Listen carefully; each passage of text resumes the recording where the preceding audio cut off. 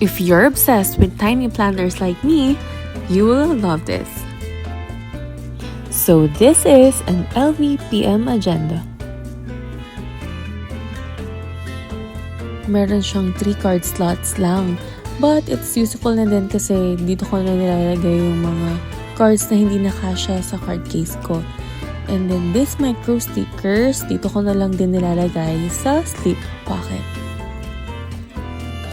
This dashboard naman is customized by the Handmade Studio. So pina-customize ko lang yung footer na part. Actually, lahat ng nandito, lahat ng inserts, dividers, pati yung micro sticker are from them. So, in this first section, I have the daily planning inserts.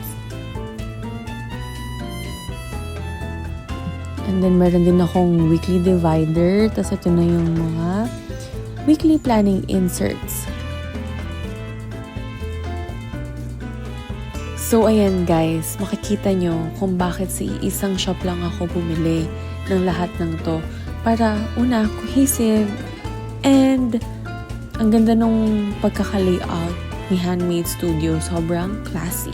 I love it. By the way, I use sticky tabs as markers para alam ko kung saan ako magsusulat.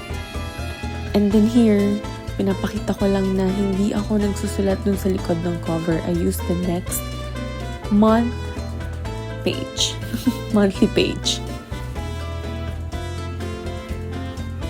And then sa last section, hindi na ako naglagay ng divider para dito sa notes.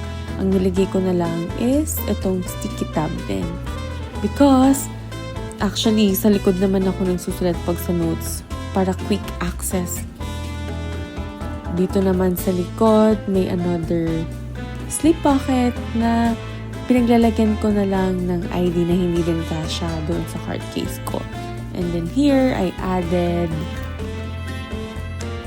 a colorete for added design. That's it, guys. See you again.